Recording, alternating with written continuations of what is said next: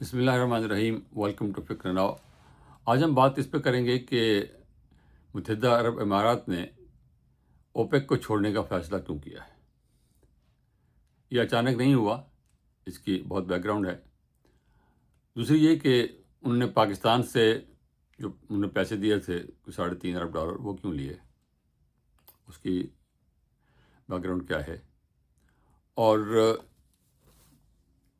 امارات، اسرائیل اور انڈیا کا جو ایک نیکسس بن رہا ہے وہ کیا ہے۔ بات مختصر ہوگی۔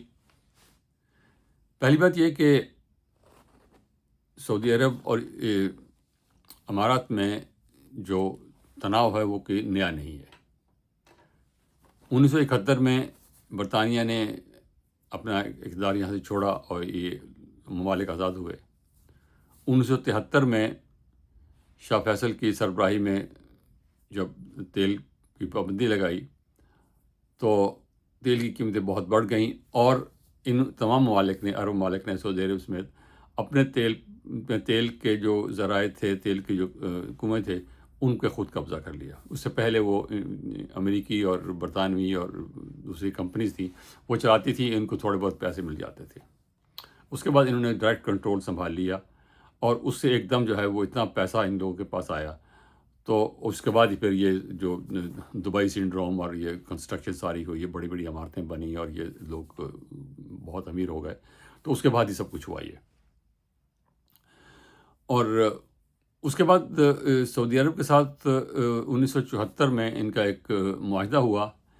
اس معاہدے میں اس وقت ان کی پوزیشن کمزور تھی، ظاہر ہے، اور سعودی عرب 1923 سے ایک ملک، باقاعدہ ملک تھا، اس کے طاقتور بھی تھا، اور یہ جو پورے کا پورا علاقہ ہے، یہ جو پرشین گلف اور یہ جو گلف آف عمان کا جو ہے، یہ پورا کا پورا علاقہ جو ہے، یہ جو جسے ہم کہتے ہیں جزیرہ نما عرب، اس میں آتا ہے یہ۔ اور یہ جزیرہ نما عرب جو ہے، یہ پورے کا پورا جو ہے، یہ اس کو آپ ریاست مدینہ جو نبی کریم صلی اللہ علیہ وسلم کے بعد خلفائے راشدین کے درمیان میں دور میں جو بنی تھی، یہ علاقے سارے اس وقت ان کے کنٹرول میں تھے۔ بلکہ حضرت ابوبکر صدیق کے دور میں جب یہ بغاوت ہوئی ہے کوئی ٹرائب کی، تو وہ اس علاقے میں ہوئی تھی۔ یہ جو علاقہ اب یہاں پر ہے پرشین گلف کے ساتھ ساتھ، اور ادھر جو ہے عمان، گلف عمان کے ساتھ، اس علاقے میں ہوئی تھی، اور یہاں پر فوجیں آ کے پھر وہ باقی جو سارے جو جعلی نبی اور سارا کچھ جو تھا، ان کو یہاں آ کے ختم کیا تھا انہوں نے۔ تاہم وہ بات دوسری طرف چلی جائے گی۔ تو ان کا 1974 میں جو ایگریمنٹ ہوا، اس میں وہ ایگریمنٹ انہوں نے کر لیا، لیکن ان کی شکایت یہ ہے کہ سعودی عرب نے ہمیں جو ہے تسلیم کرنے سے انکار کیا تھا، اور یہ کہا تھا کہ ہم اس وقت تسلیم نہیں کریں جب تک کہ ہمیں وہ ایک تیل کا علاقہ ہے، وہ اس کو ہمارے حوالے نہ کر دیں، اور قطر تک جو ہے وہ ڈائریکٹ ہمیں ایکسیس نہ دیں۔ تو امارات کو وہ دینی پڑی، کیونکہ ان کی پوزیشن کمزور تھی۔ اب جو ہے وہ کچھ ان کو وہ شکایت ہے، اگرچہ اس کو ریورس تو اب نہیں کر سکتے، لیکن وہ شکایت ان کو بہرحال ہے۔ دوسرا یہ کہ جب یہ خاص طور پہ دبئی کا، جہاں امارات ایک مختلف چھوٹے چھوٹے جو ہیں عمارتیں بن کے ایک قسم کا ملک بنا ہوا ہے، تو اصل تو طاقت ابو ظہبی کے پاس ہے۔ تو دبئی میں جو اتنی بڑی بڑی بلڈنگز بنی، اتنا پیسہ بنا، ابو ظہبی کے پاس پیسہ اتنا آ گیا، تو اس بے تہا جب پیسہ آیا تو اس سے ان لوگوں نے پھر اپنے آپ کو ایکسرٹ کرنا شروع کیا، اور خاص طور پہ جب یہ نئی نسل سامنے آئی ہے، جو پہلے ان کے والدین تھے، ان کے اس دوران اس قسم کی لڑائی نہیں ہوتی تھی، وہ اگر بات تھی بھی تو اندرون خانہ بیٹھ کے بات کر لیتے تھے۔ اب یہ ادھر سے محمد بن سلمان ہیں، ادھر سے محمد بن زید ہیں، یہ دونوں کمپیریٹیولی نوجوان ہیں، اور ان کا جو ویژن ہے وہ بڑا مختلف ہے، اور ایمبیشن ہے دونوں۔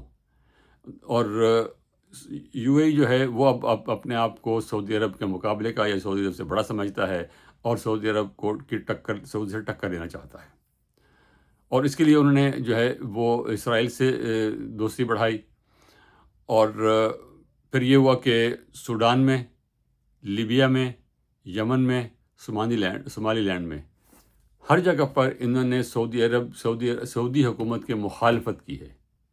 جہاں بھی جس فرق کی سعودی عرب نے حمایت کی ہے، انہوں نے اس کے مخالف جو گروہ تھا اس کی حمایت کی، ان کو پیسے سے، اسلحے سے، سب طریقے سے ان کی حمایت کی ہے۔ خاص طور پہ یہ یمن کا جو مسئلہ تھا، اس میں تو ابھی بہت شدت ہو گئی تھی۔ آپ کو یاد ہوگا دسمبر اور جنوری کے مہینوں میں یہ کافی وہاں ان لوگوں نے کئی جگہ پہ قبضہ کر لیا تھا، جو باغیوں نے، اور وہ حضرت موت کا جو علاقہ ہے اس جگہ قبضہ کر لیا تھا۔ تو اس سے سعودی عرب نے پھر جو ہے اپنی ایئر فورس بھیجی، ان پہ حملے کیا، اور یو اے ای کو 24 گھنٹے کا نوٹس دیا کہ آپ فوری طور پہ یہاں سے نکل جائیں۔ تو وہ اس وقت یہ لوگ وہاں سے نکل گئے تھے۔ لیکن اب یہ جنگ جب ہوئی ہے ایران کے ساتھ، تو اس کی وجہ سے جو ان کا ایک بزنس ماڈل تھا اس کو بڑا جھٹکا لگا ہے، کیونکہ یہ شروع سے ہی اس ڈیفینس کے معاملے میں یہ کمزور رہے ہیں۔ ڈیفینس اپنا نہیں ہے، اول تو اسلحہ نہیں ہے، اگر اسلحہ ہے تو اس کو چلانے والے لوگ نہیں ہیں، اپنی آبادی بہت کم ہے، 10 لاکھ آبادی ہے جو کسی بھی چھوٹے شہر کی آبادی ہو سکتی ہے، اور اس آبادی میں پھر وہ لوگ جو ہیں جو محنت مزدوری کرنی ہے، چیزوں کو مینٹین کرنا ہے، چلانا ہے، ٹرینڈ مین پاور چاہیے، وہ ہے نہیں، تو ڈیفینس کیسے ہوگا؟ تو اب تک ڈیفینس تھا وہ امریکہ کے حوالے کیا ہوا تھا۔ اب یہ جنگ شروع ہوئی ہے تو وہ ڈیفینس کام نہیں آیا، بلکہ امریکہ نے جو کچھ دفاعی تنصیبات وہاں تھی وہ اٹھا کے اسرائیل کو بھیج دیں تاکہ اسرائیل کا دفاع ہو سکے، تو وہاں بھی اسرائیل کا بھی نقصان ہوا۔ تو وہ جو ایک بزنس ماڈل بنا ہوا تھا کہ سروسز کا، کہ ہم سروسز دیں گے، اب ہم سروسز پرووائڈ کریں گے، آپ یہاں بینکنگ کی سہولت دیں گے، بے تحاشا جو ہے روس سے اور ہندوستان سے اور پاکستان سے اور بہت سے دیگر ممالک سے لوگ یہاں آ کے پیسہ انویسٹ کرتے ہیں کہ ایک سیف جگہ ہے پیسہ انویسٹ کرنے کے لیے اور رہنے کے لیے سیف جگہ ہے۔ اب اس جنگ کی وجہ سے وہ سارا کچھ جو ہے اس کو ایک جھٹکا لگا بڑا سخت، تو اب یہ اپنے آپ کو اسرٹ کرنا چاہ رہے ہیں، اور اوپیک سے نکلنے کا جو مسئلہ ہے وہ یہ ہے کہ اوپیک سے میں کوٹا مقرر ہوتا ہے، اور سعودی عرب سب سے بڑا ملک ہے، اس میں اوپیک پلس میں پھر روس بھی شامل ہو جاتا ہے۔ تو وہ اب یہ چاہتے ہیں کہ ہم اپنی مرضی سے تیل جو ہے وہ اپنی زیادہ سے زیادہ جو تیل جو ہے وہ بازار میں لائیں۔ اب اس میں پرابلم یہ ہے، اگر تیل زیادہ بازار میں آئے گا تو ظاہر ہے قیمت اور کم ہو جائے گی۔ اوپیک جو ہے اس کی جو اسٹریٹجی یہی رہتی ہے کہ تیل جو ہے وہ اتنا ہی دیا جس سے مناسب قیمت ہو کہ ہم پروفیٹیبل جو ہے وہ رہے، اور ہمارا منافع جو ہے وہ اچھا رہے۔ اگر یہ نکلتے ہیں تو اوپیک کا جو ہے وہ کنٹرول کافی کمزور ہو جائے گا، اور یو اے ای کی جو حصہ ہے تیل میں وہ 13% ہے، جو آدمی منڈی میں تیل بھیجتے ہیں وہ 13% ہے، اور جو کافی ہے۔ اب آگے دیکھتے ہیں کہ روس کے ساتھ، اور کیونکہ اب یہ روس اور سعودی عربیہ بڑے تیل کے ایکسپورٹ کرنے والے وہ یہ ہیں۔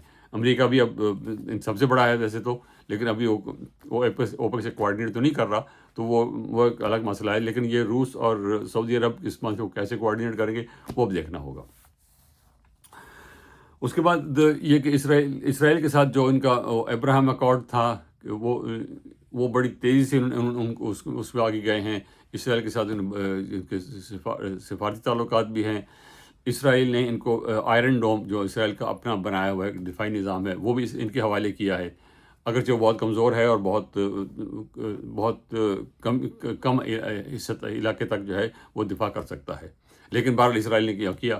پھر ادھر یمن کے قریب کچھ ہے جزیرہ ہے، اس پہ بھی جو ہے وہ اسرائیل کے جو ٹیکنیشینز ہیں وہ کام کر رہے ہیں۔ انہوں نے اس کو وہاں ملٹری بیس ایسا تو نہیں ہے، لیکن ملٹری پریزنس ہے یمن کی، وہ وہاں انہوں نے بنایا ہوا ہے۔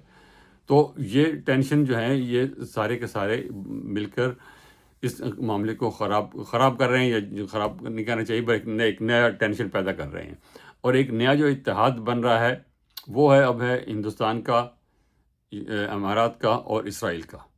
دوسرا جو اتحاد بن رہا ہے وہ ہے سعودی عربیہ کا، پاکستان کا، ترکی کا۔ یہ اس میں دوسرا ایک الگ ایک اتحاد بن رہا ہے، ابھی بنا تو نہیں ہے، کیونکہ یہ جو مڈل پاورز ہیں اب یہ اکٹھی ہو رہی ہیں، وہ ایک ڈفرینٹ بات ہو جائے گی۔ یہ مڈل پاورز اکٹھی ہو کے جو ہے اپنے آپ کو ایزرٹ کرنا چاہ رہی ہیں اب، کیونکہ سپر پاورز جو ہیں، امریکہ جو ہے وہ اب ودرا کر رہا ہے، یا اس کی وہ حیثیت نہیں رہی، یا اس نے وہ حیثیت اپنے خراب کر لی ہے، جیسے بھی ہے۔ چین اپنے آپ کو ایکسرٹ کر رہا ہے اپنے آپ کو، اور اب یہ عراق کی جب روس گئے ہیں اور چین سے بھی کوآرڈینیٹ کر رہے ہیں، تو وہ پاکستان نے بھی، آپ کو یاد ہوگا کہ ان کے فارن منسٹر نے جب ان سے بات کی ہے تو فوراً وہ پہلے چین گئے تھے، چین جا کر انہوں نے ان کو بریف کیا، پھر آ کے جو ہے اس کے بعد مذاکرات ہوئے تھے. تو یہ اپنے آپ کو ایگزرٹ کرنے کی کوشش کر رہے ہیں. تو پاکستان کے لیے پرابلم یہ ہے کہ پاکستان سے انہوں نے پیسے بھی لے لیے ہیں، پاکستان کے ورکرز وہاں پر ہیں، وہاں سے ہمیں ریمیٹنسز ملتی ہیں. تو ہمیں خدشہ یہ ہے کہ ہمارے ان لوگوں کو پریشان نہ کیا جائے. اور ویزا میں تو انہوں نے پابندی لگائی دی ابھی، بہت کم لوگوں کو ویزا مل رہا ہے، حتیٰ کہ جن لوگوں کے پاس وہ پرماننٹ کارڈ ہے ان کو بھی جو ہے وہ روک دیتے ہیں کئی دفعہ. تو یہ صورتحال ہے. تو اس میں پاکستان کو جو ہے آپ دھیان سے آگے بڑھنا ہوگا. اور ایران کے لیے پرابلم یہ ہے کہ وہ اگر اسرائیل جو ہے وہ زیادہ قریب آ کر خود آ کے یو اے میں بیٹھ جاتا ہے تو وہ ایران کے لیے ایک زیادہ خطرے کی گھنٹی ہوگی. لیکن ایٹ دا سیم ٹائم وہ یہاں زیادہ کچھ کر نہیں سکتے کیونکہ ان کے پاس ایسا کوئی دفاعی نظام ہے نہیں ہے.